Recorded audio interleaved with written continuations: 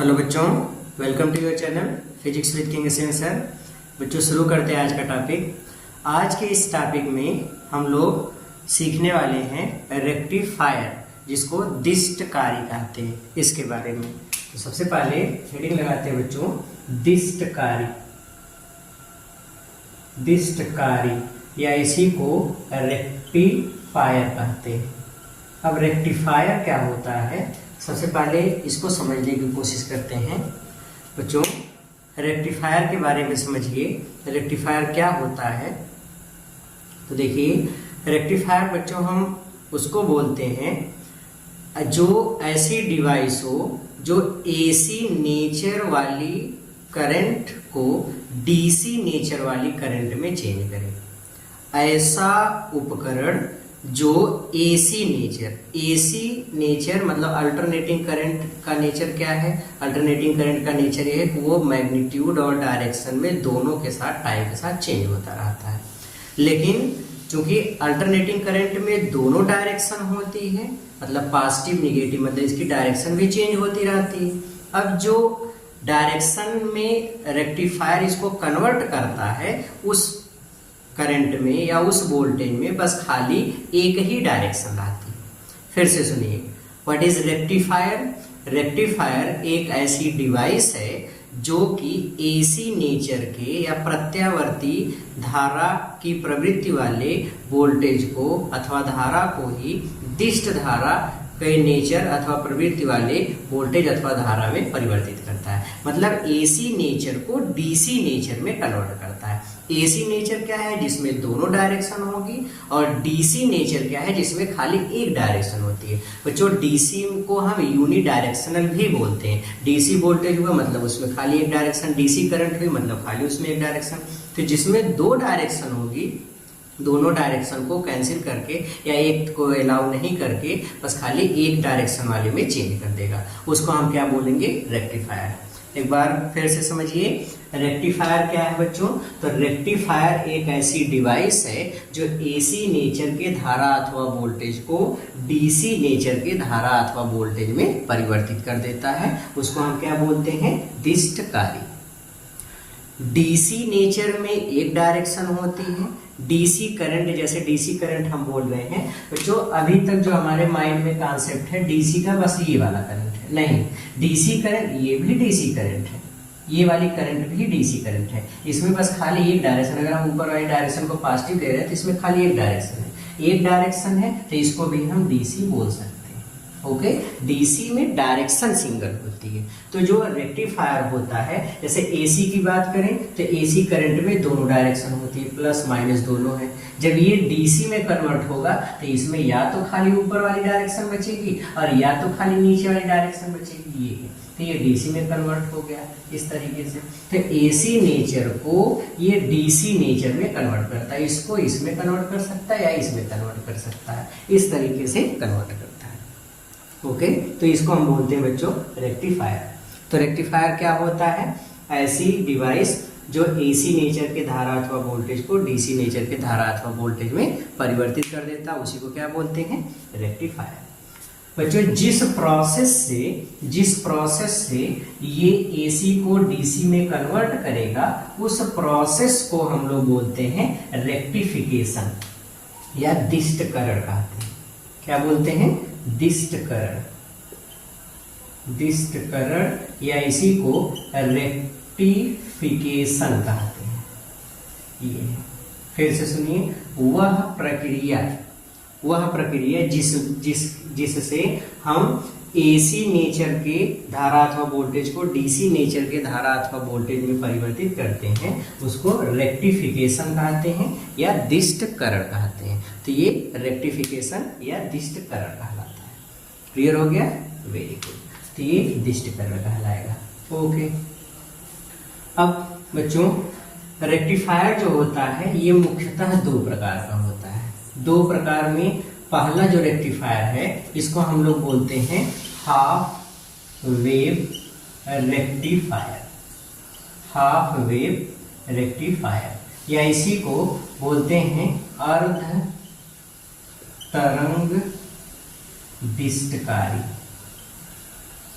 और जो दूसरा है इसको हम लोग बोलते हैं full wave rectifier, full wave rectifier, या इसी को बोलते हैं पूर्ण तरंग दिष्टकारी। क्या बोलते हैं? पूर्ण तरंग दिष्टकारी। हाफ वेव रेक्टिफायर मतलब अर्ध तरंग दिष्टकारी, और फुल वेव रेक्टिफायर मतलब पूर्ण तरंग दिष्टकारी। तो इसको हाफ वेव और फुल वेव दो तरीके के रेक्टिफायर होते हैं। तो हाफ वेव रेक्टिफायर क्या होगा, फुल वेव रेक्टिफायर क्या होगा, अब इसमें हम समझते हैं बच्चों। हाफ वेव रेक्टिफायर ऐसा रेक्टिफायर होगा जो इनपुट प्रत्यावर्ती धारा अथवा वोल्टेज के दोनों अर्धचक्रों में से, देखो ये अल्टरनेटिंग करंट की एक साइकिल होती है, यहां से यहां तक ये इसका एक साइकिल है, यहां से यहां तक ये इसका एक अर्धचक्र है, फर्स्ट हाफ साइकिल है, और यहां से यहां तक ये इसका सेकेंड हाफ साइकिल है, ये है दूसरा अर्धचक्र है। तो जो हाफ वेव रेक्टिफायर होता है इन दोनों अर्धचक्रों में से खाली एक अर्धचक्र का ही दिष्टकरण करेगा, मतलब खाली एक ही अर्धचक्र में ही वह करंट का या मतलब आउटपुट में करंट देगा या वोल्टेज देगा, शेष दूसरे वाले में काम नहीं करेगा। तो जब दिष्टकारी निवेशी प्रत्यावर्ती वोल्टेज अथवा धारा के दोनों अर्धचक्रों में से खाली एक अर्धचक्र का ही दिष्टकरण करे, दूसरे में काम ही ना करे, तो ऐसी स्थिति में ये जो दिष्टकारी होगा उसको हम बोलेंगे अर्ध तरंग दिष्टकारी।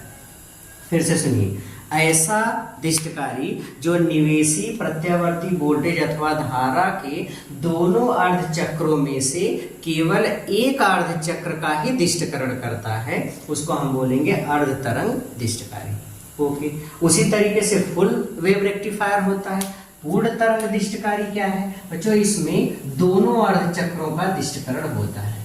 ऐसा रेक्टिफायर, ऐसा दिष्टकारी जो निवेशी प्रत्यावर्ती धारा अथवा वोल्टेज के दोनों अर्धचक्रों में दिष्टकरण करता है, दोनों अर्धचक्रों का दिष्टकरण करता है, मतलब इसका भी रेक्टिफिकेशन होगा, इसका भी रेक्टिफिकेशन होगा। अगर दोनों का दिष्टकरण करता है तो उसको हम बोलेंगे पूर्ण तरंग दिष्टकारी। तो दोनों में डिफरेंस क्या हुआ? अर्ध तरंग दिष्टकारी में पूरे निवेशी प्रत्यावर्ती वोल्टेज के एक पूर्ण चक्र में से केवल अर्ध चक्र का ही दिष्टकरण होगा। ऐसा दिष्टकारी जो निवेशी प्रत्यावर्ती धारा अथवा वोल्टेज के एक पूर्ण चक्र में से खाली अर्ध चक्र का दिष्टकरण करे उसको हम बोलेंगे अर्ध तरंग दिष्टकारी। जो निवेशी प्रत्यावर्ती धारा अथवा वोल्टेज के एक पूर्ण अर्ध चक्र में से दोनों अर्ध चक्रों का दिष्टकरण कर दे वो कहलाएगा पूर्ण तरंग दिष्टकारी। डिफरेंस क्लियर हो गया? Very good. तो ये अर्ध तरंग और पूर्ण तरंग दिष्टकारी होता है। अब हम लोग डिटेल से समझते हैं कि हाफ वेव रेक्टिफायर कैसे काम करता है, फुल वेव रेक्टिफायर कैसे काम करता है। आ जाइए, सबसे पहले हम लोग हाफ वेव और फुल वेव रेक्टिफायर के बारे में अब समझें कि होता क्या है। बच्चों, इस टॉपिक को स्टार्ट करने से पहले मैं आपको याद दिला दूं डायोड की बायसिंग के बारे में। डायोड की बायसिंग ये आप हमेशा याद रखो बच्चों, ये एक पीएन जंक्शन डायोड होता है। पीएन जंक्शन डायोड में ये त्रिभुज वाला पी टाइप को दिखाता है, ये पी टाइप और ये एन टाइप को दिखा रहा है। अगर पी टाइप प्लस टर्मिनल पे हो, एन टाइप माइनस टर्मिनल पे हो, अथवा पी टाइप हायर वोल्टेज पे हो और एन टाइप लोअर वोल्टेज पे हो, दोनों ही स्थितियों में डायोड फॉरवर्ड बायसिंग में होता है। और फॉरवर्ड बायसिंग में डायोड का बिहेवियर एक कंडक्टर की तरह होता है, सुचालक की तरह होता है। अगर ये सुचालक की तरह व्यवहार करता है तो ये अपने अंदर से धारा को प्रवाहित होने देता है और धारा के प्रवाह की दिशा पी टाइप से एन टाइप की तरफ होती है। ये बिहेवियर है एक पीएन जंक्शन डायोड का फॉरवर्ड बायसिंग में। हाँ, अगर यही PN junction diode reverse biasing में होगा, ये पी टाइप ये एन टाइप, पी टाइप को हम निगेटिव टर्मिनल और एन टाइप को हम पॉजिटिव टर्मिनल से जोड़ दें, positive terminal means higher voltage और इसको हम जोड़ दें लोअर वोल्टेज से, तब ये डायोड रिवर्स बायसिंग में कहलाता है। रिवर्स बायसिंग में डायोड का बिहेवियर इंसुलेटर की तरह होता है, कुचालक की तरह व्यवहार करता है ये, और कुचालक की तरह व्यवहार करने के नाते ही या इसका रेजिस्टेंस बहुत ज़्यादा इन्फिनिटी तक हो जाने के कारण ही ये अपने अंदर से धारा को प्रवाहित होने नहीं देता है, चार्ज कैरियर को आने जाने नहीं देता, तो ये कभी भी करंट को अलाउ नहीं करता क्योंकि इंसुलेटर बन जाता है। ओके, तो कब पीएन जंक्शन डायोड करंट को अलाउ करेगा? फॉरवर्ड बायसिंग में। फॉरवर्ड बायसिंग में करंट की डायरेक्शन पी टाइप से एन टाइप की तरफ कब होगा? जब पी टाइप हायर वोल्टेज या प्लस से, एन टाइप लोअर वोल्टेज या माइनस से जुड़ा होगा। रिवर्स बायसिंग में इंसुलेटर की तरह व्यवहार करेगा, कोई करंट नहीं जाने देगा। रिवर्स बायसिंग कब होगी? जब पी टाइप माइनस से अथवा लोअर वोल्टेज से और एन टाइप प्लस टर्मिनल अथवा हायर वोल्टेज पे रहेगा, उस समय हम बोलेंगे डायोड किस बायसिंग में है? रिवर्स बायसिंग में। तो ये इंसुलेटर की तरह व्यवहार करेगा। ये बहुत ही जरूरी कॉन्सेप्ट है कि हम वर्किंग को, रेक्टिफायर के वर्किंग को समझें, इसके लिए ये बड़ा ही जरूरी कॉन्सेप्ट है। आ जाइए अब हम लोग वर्किंग पे चलते हैं एक एक करके कि फुल वेव रेक्टिफायर और हाफ वेव रेक्टिफायर कैसे वर्क करते हैं। आज ये बच्चों सबसे पहले हम लोग लेते हैं अर्ध तरंग दिष्टकारी। अर्ध तरंग दिष्टकारी, इसको बोलते हैं हाफ वेव रेक्टिफायर। ये रेक्टिफायर अर्ध तरंग दिष्टकारी या हाफ वेव रेक्टिफायर। इसकी जो सर्किट होती है बच्चों वो कुछ इस तरीके से होती है कि हम एक ट्रांसफार्मर ले लेते हैं। ये एक ट्रांसफार्मर है, जरूरत के अनुसार इसको स्टेप अप या स्टेप डाउन आप बना सकते हो, चाहे ऊंचाई ट्रांसफार्मर चाहे अपचाई ट्रांसफार्मर, दोनों में से कोई भी ट्रांसफार्मर आप ले सकते हैं। जैसे हमने यहाँ पर अपचाई ट्रांसफार्मर लिया है। ट्रांसफार्मर में ये नर्म लोहे की क्रोड को दिखाया गया है, इसमें क्रोड होती है। ये इसकी प्राइमरी कॉइल है, ट्रांसफार्मर की प्राथमिक कुंडली है, और ये जो है ये ट्रांसफार्मर की द्वितीय कुंडली है, सेकेंडरी कॉइल है। ट्रांसफार्मर में दो कॉइल्स होती हैं, तो ये प्राइमरी कॉइल ये वाली हो गई और ये सेकेंडरी कॉइल द्वितीय कुंडली हो गई। इसी से हम अल्टरनेटिंग वोल्टेज को भेजते हैं, सप्लाई देते हैं।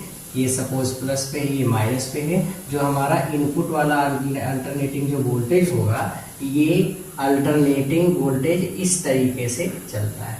ये इसमें ये प्लस माइनस ऐसे दोनों डायरेक्शन में चलता है। सपोज करो ऊपर वाला वोल्टेज प्लस से है दिखाया जाता है और नीचे वाला माइनस से, तो ये इनपुट वोल्टेज मतलब इस नेचर का वोल्टेज अथवा करंट को हम भेजते हैं।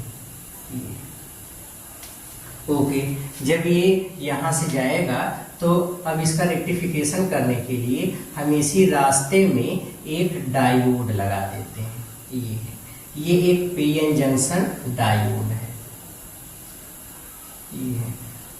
ये इसका टर्मिनल, ये सेकेंडरी कॉइल का पहला टर्मिनल है सपोज S1, सेकेंडरी कॉइल का दूसरा टर्मिनल है सपोज S2, और यहाँ पे एक रेजिस्टेंस लोड लगा करके, रेजिस्टेंस लोड बच्चों एक तरीके का रेजिस्टेंस होता है जिसके सिरों के बीच आउटपुट वोल्टेज हम लोग प्राप्त करते हैं। तो यहाँ पे हम लोग आउटपुट वोल्टेज या आउटपुट करंट को प्राप्त करेंगे। ये आउटपुट वोल्टेज है। ये सर्किट है या इस तरीके से सर्किट रहती है हाफ वेव रेक्टिफायर की। बच्चों अब देखो आउटपुट वाला जो वोल्टेज है वो किस तरीके से हमको प्राप्त होता है। अगर मैं यहाँ पे इनपुट और आउटपुट को एक साथ दिखाऊं तो जो हमारा इनपुट वोल्टेज है वो एसी नेचर का है। इनपुट वोल्टेज जो कि एसी नेचर का है, ये इस तरीके से चल रहा है, प्लस माइनस इस तरीके से इसमें डायरेक्शन है। दोनों डायरेक्शन में ही चल रहा है ये। अब जो हमारा आउटपुट वाला वोल्टेज है वो किस तरीके से प्राप्त होगा ये हमको फाइंड करना है। ये हमने मान लिया बच्चों पॉजिटिव वाली डायरेक्शन ऊपर की तरफ है, निगेटिव वाली डायरेक्शन नीचे की तरफ है। तो ये हमको पता करना है किस तरीके से आउटपुट वाली करंट फाइंड होगी या प्राप्त होगी। अच्छा, इसके लिए आप अब सबसे पहले इस चीज को समझो बच्चों। सबसे पहले वर्किंग पे आप समझो, और वर्किंग को समझने के लिए हमने पहले बताया कि डायोड की बायसिंग आपको समझ में आनी चाहिए कि डायोड की बायसिंग किस तरीके से होगी, कब वो फॉरवर्ड बायसिंग में होगा, कब वो रिवर्स बायसिंग में होगा। तो शुरू करते हैं इसकी वर्किंग को। वर्किंग इसकी देखिए, निवेशी प्रत्यावर्ती वोल्टेज के प्रथम अर्ध चक्र में बच्चों जैसे हम इनपुट वोल्टेज डालेंगे, इनपुट वोल्टेज जो कि अल्टरनेटिंग नेचर का है, अन्योन्य प्रेरण होगा जिसके कारण इसमें एक इंड्यूस्ड ईएमएफ डेवलप होगा। इंड्यूस्ड ईएमएफ डेवलप होगा तो ये वाला सिरा प्लस, ये वाला सिरा माइनस, अथवा ये माइनस ये प्लस पे होगा। तो ऐसी स्थिति में डायोड की एक निश्चित बायसिंग होगी, मतलब आउटपुट वाले सर्किट में करंट का फ्लो होगा या नहीं होगा। अब क्या कंडीशन है उसी को हमको समझना है बच्चों। मान लेते हैं, अब इसकी वर्किंग समझो। माना ट्रांसफार्मर की, माना निवेशी प्रत्यावर्ती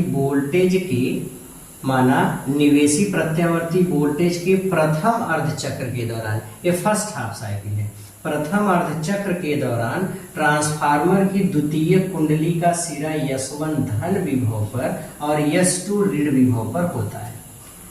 अब इस स्थिति में अगर हम डायोड को देखें तो डायोड का जो पी टाइप है ये पी टाइप प्लस से और एन टाइप माइनस से जुड़ गया है, मतलब पी टाइप धन विभव पर, एन टाइप ऋण विभव पर हुआ, इसलिए ये डायोड फॉरवर्ड बायसिंग होगा। और फॉरवर्ड बायसिंग में जो डायोड होता है सुचालक की तरह व्यवहार करता है। सुचालक की तरह व्यवहार करेगा तो इसमें एक धारा का प्रवाह होगा, मतलब एक करंट को अलाउ करेगा तो करंट का फ्लो होगा, और करंट की डायरेक्शन पी टाइप से एन टाइप की तरफ, मतलब इस तरीके से करंट का फ्लो होता है। ये है। तो प्रतिरोध लोड में हमको जो वोल्टेज प्राप्त होगा वो एम से एन की तरफ या करंट एम से एन की तरफ प्राप्त होगी। बच्चों एम से एन की डायरेक्शन को हम पॉजिटिव डायरेक्शन मान लेते हैं। तो जैसे ही हाफ साइकिल इनपुट का आया, हाफ साइकिल इनपुट करते ही आउटपुट में भी हमको एक करंट मिली। ठीक है। अब जैसे ही निवेशी वोल्टेज का द्वितीय अर्ध चक्र शुरू हुआ, सेकेंड हाफ साइकिल शुरू हुआ, इसके टर्मिनल चेंज हो जाएंगे क्योंकि डायरेक्शन चेंज हो गई, तो इसके टर्मिनल चेंज हो गए। S1 ऋण विभव पर और S2 धन विभव पर चला जाता है। ऐसी स्थिति में P टाइप ऋण विभव पर, N टाइप धन विभव पर आ गया। अब जब P टाइप माइनस पर और N टाइप प्लस पर आ गया तो डायोड रिवर्स बायसिंग में आ गया, और रिवर्स बायसिंग में आते ही डायोड कुचालक की तरह व्यवहार करेगा। कुचालक की तरह व्यवहार करेगा तो करंट नहीं जाने देगा, तो हमको इस प्रतिरोध लोड में कोई वोल्टेज या कोई करंट प्राप्त नहीं होती, तो करंट नहीं मिलेगी या वोल्टेज नहीं डेवलप होगा। इसको हम दिखा देंगे सेकेंड वाले साइकिल में कोई करंट का फ्लो ही नहीं हुआ। फिर जैसे ही दूसरा अर्ध चक्र शुरू होगा तो दूसरे अर्ध चक्र के फिर से फर्स्ट हाफ साइकिल में फिर से इसका टर्मिनल चेंज होगा, ये प्लस पर आ जाएगा, ये माइनस पर आ जाएगा। फिर से डायोड का पी टाइप प्लस पे और एन टाइप माइनस से जुड़ गया तो डायोड फॉरवर्ड बायसिंग में आ गया। फॉरवर्ड बायसिंग में आते ही डायोड सुचालक की तरह व्यवहार करेगा, पी से एन टाइप की तरफ धारा बहेगी, या प्रतिरोध लोड में एम से एन की तरफ धारा बहेगी, परिपथ में एक धारा बहेगी, और एम से एन की तरफ की धारा को हमने पॉजिटिव डायरेक्शन माना है, इस तरीके से करंट फ्लो होगी। फिर से जैसे ही सेकेंड हाफ साइकिल का दूसरा हाफ चक्र शुरू होगा, फिर से इसके टर्मिनल चेंज होंगे, ये माइनस पर ये प्लस पर चला जाएगा। फिर से डायोड का पी टाइप ऋण से, एन टाइप धन से जुड़ गया। ऐसी स्थिति में डायोड रिवर्स बायसिंग हो गया, कुचालक की तरह व्यवहार करेगा, कोई करंट का फ्लो नहीं होगा। इस तरीके से हम देखते हैं बच्चों कि जो हाफ वेव रेक्टिफायर है इनपुट वोल्टेज अथवा करंट के एक पूर्ण चक्र में से खाली अर्ध चक्र का ही दिष्टकरण कर रहा है, केवल हाफ साइकिल का ही रेक्टिफिकेशन कर रहा है। इसका किया, दूसरा शुरू हुआ तो उसमें करंट ही अलाउ नहीं हुआ, फिर ये वाला आया, फिर से रेक्टिफिकेशन हुआ, फिर से ये दूसरे वाले में करंट का अलाउ नहीं हुआ। तो हम इस तरीके से देखते हैं, इनपुट वाले वोल्टेज अथवा करंट में दोनों डायरेक्शन थी प्लस माइनस, लेकिन आउटपुट वाले में खाली एक डायरेक्शन मिलती है। तो एसी नेचर डीसी नेचर में बदल गया, और एक पूर्ण चक्र में से खाली अर्ध चक्र में ही करंट हमको प्राप्त हो रही है, तो खाली अर्ध चक्र का ही दिष्टकरण हुआ। इस तरीके से हाफ वेव रेक्टिफायर काम करता है। ठीक है, एक बार मैं फिर से इसकी वर्किंग को समझा रहा हूं, बहुत अच्छे से ध्यान से इस चीज को सुनिए। निवेशी प्रत्यावर्ती वोल्टेज के प्रथम अर्धचक्र के दौरान माना ट्रांसफार्मर की द्वितीय कुंडली का सिरा S1 धन विभव पर और S2 ऋण विभव पर है। इस स्थिति में डायोड का P टाइप प्लस से N टाइप माइनस से जुड़ गया, जिसके कारण डायोड अग्र अभिनत में हो गया। अग्र अभिनत में होते ही सुचालक की तरह व्यवहार किया, जिसके कारण परिपथ में एक धारा बहे जिसकी दिशा P से N की तरफ या प्रतिरोध लोड में M से N की तरफ प्राप्त हुई। अब इस धारा को M से N की धारा को हमने पॉजिटिव डायरेक्शन में माना है, तो ये ऊपर की तरफ की डायरेक्शन को हमने दिखा दिया। निवेशी प्रत्यावर्ती वोल्टेज के द्वितीय अर्धचक्र के दौरान ट्रांसफार्मर की द्वितीय कुंडली का सिरा S1 ऋण विभव पर और S2 धन विभव पर चला जाता है, जिसके कारण डायोड का P टाइप ऋण से और N टाइप धन से जुड़ जाता है। फलस्वरूप डायोड उत्क्रम अभिनति में आ जाता है, कुचालक की तरह व्यवहार करता है और प्रतिरोध लोड में कोई धारा नहीं प्राप्त होती, तो कोई धारा यहाँ पे नहीं दिखाई गई है। इस प्रकार से यही प्रक्रिया हर एक अर्धचक्र में बार बार दोहराई जाती है। तो इस प्रकार से ये हाफ वेव रेक्टिफायर काम करता है। इसका नाम हाफ वेव रेक्टिफायर क्यों पड़ा? अर्ध तरंग दिष्टकारी क्यों बोलते हैं इसको? क्योंकि यह निवेशी प्रत्यावर्ती वोल्टेज अथवा धारा के एक पूर्ण चक्र में से केवल अर्ध चक्र का ही दिष्टकरण कर रहा है। तो ऐसा रेक्टिफायर जो एक पूर्ण चक्र में से खाली अर्ध चक्र में ही काम करेगा, अर्ध चक्र में ही धारा अथवा वोल्टेज को अलाउ करेगा, अर्ध चक्र का ही दिष्टकरण करेगा, उसको हम हाफ वेव रेक्टिफायर बोलते हैं। इसीलिए इसको अर्ध तरंग दिष्टकारी कहते हैं। क्लियर हो गया? Very good. तो इस तरीके से बच्चों अर्ध तरंग दिष्टकारी काम करता है। अब हम लोग बात कर लेते हैं पूर्ण तरंग दिष्टकारी की, कि फुल वेव रेक्टिफायर क्या होता है और कैसे वर्क करता है। इसकी सर्किट बनाते हैं बच्चों। नेक्स्ट है पूर्ण तरंग दिष्टकारी या फुल वेव रेक्टिफायर।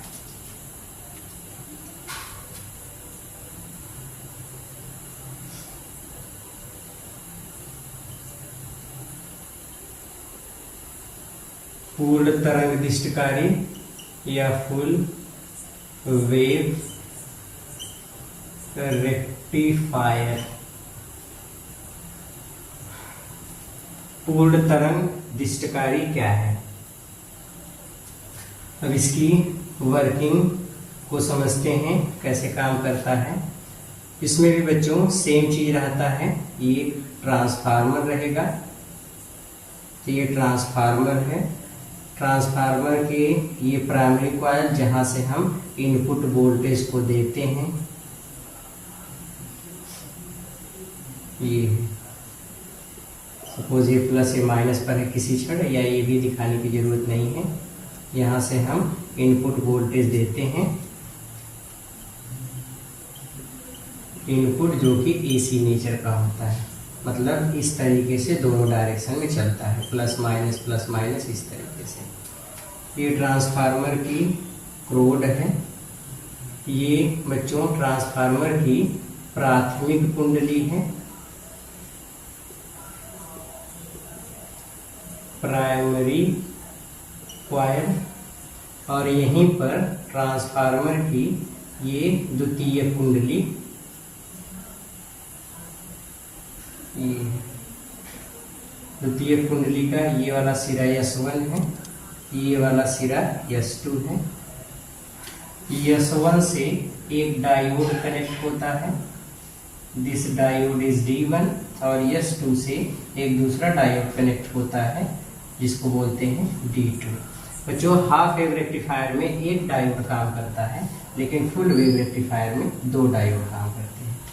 यहाँ पे इस कॉइल के एकदम बीचों बीच वाले पॉइंट से, इस कॉइल के एकदम बीचों बीच वाले पॉइंट से बीचों बीच वाले पॉइंट से यहाँ पर एक पॉइंट को टर्मिनल बना करके सपोज P को यहाँ से हम एक रेजिस्टेंस लोड लेते हैं और इस रेजिस्टेंस लोड जिसको RL से दिखाते हैं, ये वाला पॉइंट इसका सपोज M है और ये वाला पॉइंट इसका N है। इसी के एक क्रॉस हम एक तार यहाँ से एक तार यहाँ से लेकर के आउटपुट वोल्टेज प्राप्त करते हैं। यहाँ पर आउटपुट वोल्टेज को हम प्राप्त करेंगे, आउटपुट करंट को प्राप्त करेंगे। ये इसका सर्किट है। इस तरीके से फुल वेव रेक्टिफायर की सर्किट होती है। अब इसी को इनपुट और आउटपुट में किस तरीके से रेक्टिफिकेशन हुआ उसको समझने के लिए हम यहाँ पे ग्राफ बना लेते हैं। ये जो ग्राफ है बच्चों, ये इनपुट का है, plus minus plus minus plus minus. ये इनपुट AC है। अब वोल्टेज या करंट कुछ भी हो, ये यहाँ पे हम बनाते हैं, नीचे यहाँ पे आउटपुट AC, आउटपुट वोल्टेज या आउटपुट करंट। इसकी वर्किंग को समझते हैं बच्चों। इसमें मेन पॉइंट या मेन खेल है इस पॉइंट P का। पॉइंट P को समझो। मैं एक चीज पहले आपको समझा दूं बच्चों। मान लो कि यहाँ पे हमने एक वायर लिया है, ये वाला पॉइंट है A, ये वाला पॉइंट है B, यहाँ पे एक बीच में पॉइंट है C। ओके, ये एकदम बीचों बीच का पॉइंट है बच्चों। अगर इसका वोल्टेज 100 वोल्ट है, इसका वोल्टेज 0 है, तो इसका वोल्टेज कितना होगा? दोनों को जोड़ के 2 से भाग कर दो, 50 वोल्ट। कितना होगा? 50 वोल्ट। अब अगर मैं पॉइंट C के वोल्टेज को एक्सप्लेन करूं तो मैं ऐसे कह सकता हूं कि C का वोल्टेज इस 100 से या A से कम है किंतु B से ज्यादा है। फिर से सुनिए, C का वोल्टेज A से कम है, 100 से कम है, लेकिन B से ज्यादा है, 0 से ज्यादा है। तो इस तरीके से इसको एक्सप्लेन कर सकते हैं।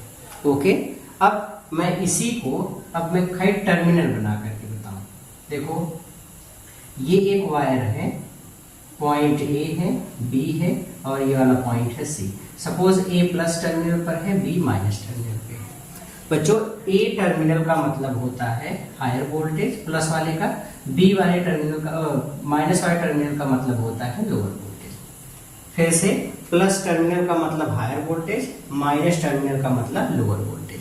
तो C का वोल्टेज हमेशा, याद रखो, C का वोल्टेज हमेशा प्लस वाले टर्मिनल से कम होगा किंतु माइनस वाले टर्मिनल से अधिक होगा।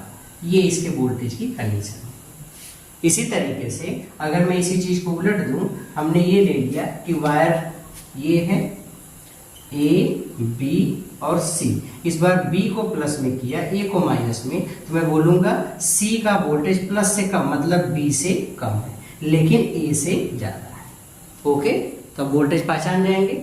हमेशा बीच वाले पॉइंट का वोल्टेज प्लस वाले टर्मिनल से कम होगा और माइनस वाले से ज्यादा होगा। ओके, अब बच्चों खाली वोल्टेज के आधार पे, अब वोल्टेज के आधार पे अगर डायोड की बायसिंग को देखें तो अगर पीएन जंक्शन डायोड है, डायोड का P टाइप N टाइप, अगर P टाइप हायर वोल्टेज पे होगा, N टाइप लोअर वोल्टेज पे होगा, तो डायोड किस बायसिंग में होगा? फॉरवर्ड बायसिंग में, सुचालक की तरह व्यवहार करेगा। इसी का उल्टा अगर डायोड है, डायोड में जो P टाइप है ये लोअर वोल्टेज पे और N टाइप हायर वोल्टेज पे है, तो यही डायोड रिवर्स बायसिंग में होगा, और रिवर्स बायसिंग में होगा तो हमेशा उचालक की तरह व्यवहार करेगा।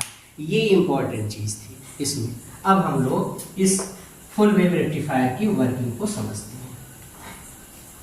बच्चों, जैसे ही निवेशी प्रत्यावर्ती वोल्टेज का फर्स्ट हाफ साइकिल इनपुट किया जाता है या निवेशी प्रत्यावर्ती वोल्टेज के प्रथम अर्ध चक्र के दौरान, फर्स्ट हाफ साइकिल के दौरान, मान लेते हैं ट्रांसफार्मर की द्वितीय कुंडली का सिरा S1 धन विभव पर और S2 ऋण विभव पर होता है। इस स्थिति में पॉइंट P के विभव को आप क्या कहेंगे? तो आंसर है P का विभव प्लस से कम होगा लेकिन माइनस से ज्यादा होगा, तो बोलेंगे P का विभव S1 से कम है लेकिन S2 से ज्यादा है। मतलब P का विभव कम, S1 का विभव ज्यादा, हायर वोल्टेज लोअर वोल्टेज। इस स्थिति में डायोड D1 को देखिए, तो डायोड D1 का P टाइप हायर वोल्टेज से N टाइप लोअर वोल्टेज पे हो गया। मतलब डायोड D1 किस बायसिंग में हुआ? फॉरवर्ड बायसिंग में। उस स्थिति में ये सुचालक की तरह व्यवहार करेगा, P से N की तरफ करंट फ्लो होगी, तो इसमें एक करंट फ्लो होगी और वो करंट इस रेजिस्टेंस लोड में M से N की तरफ बहेगी। अब M से N की तरफ वाली करंट को हम पॉजिटिव डायरेक्शन मान लेते हैं, तो ये पॉजिटिव डायरेक्शन हो गया। इसी क्षण डायोड D1 की क्या स्थिति होगी? तो इसी क्षण डायोड D1 की स्थिति देखेंगे, तो डायोड D1 की स्थिति में देखिए P का वोल्टेज और इस S2 के वोल्टेज में क्या रिलेशन है? तो बच्चों P का वोल्टेज निगेटिव वाले से ज्यादा होगा, पॉजिटिव से कम लेकिन निगेटिव से ज्यादा, तो इससे ज्यादा होगा। मतलब P हायर वोल्टेज और S2 लोअर वोल्टेज। तो P टाइप लोअर वोल्टेज पे और N टाइप हायर वोल्टेज पे जुड़ गया, तो डायोड D2 रिवर्स बायसिंग में हुआ, कुचालक की तरह व्यवहार करेगा, तो ये कोई धारा का प्रवाह नहीं करेगा, तो इसके सर्किट में कोई करंट नहीं फ्लो होगी। लेकिन जब हमने निवेशी वोल्टेज को भेजा, इनपुट वोल्टेज के फर्स्ट हाफ साइकिल में रेक्टिफिकेशन हुआ, आउटपुट में करंट मिली, लेकिन वो किस डायोड के द्वारा हुआ? D1 के द्वारा। ओके, फिर जैसे ही निवेशी वोल्टेज का दूसरा अर्धचक्र शुरू होता है, इनपुट वोल्टेज का दूसरा अर्धचक्र शुरू होगा, अर्धचक्र शुरू होते ही टर्मिनल चेंज हो जाते हैं, ये नेगेटिव पर ये पॉजिटिव पे चला जाता है। अब पॉइंट P का वोल्टेज क्या है? तो पॉइंट P का वोल्टेज नेगेटिव से ज्यादा, पॉजिटिव से कम होगा। मतलब P का वोल्टेज S1 से ज्यादा है लेकिन S2 से कम है। इस स्थिति में अगर P का वोल्टेज S1 से ज्यादा है, मतलब ये हायर वोल्टेज, ये लोअर वोल्टेज, तो डायोड D1 का P टाइप लोअर वोल्टेज पर और N टाइप हायर वोल्टेज पे चला गया, तो ये डायोड D1 रिवर्स बायसिंग में आ गया। इस सर्किट में कोई करंट नहीं फ्लो होगी।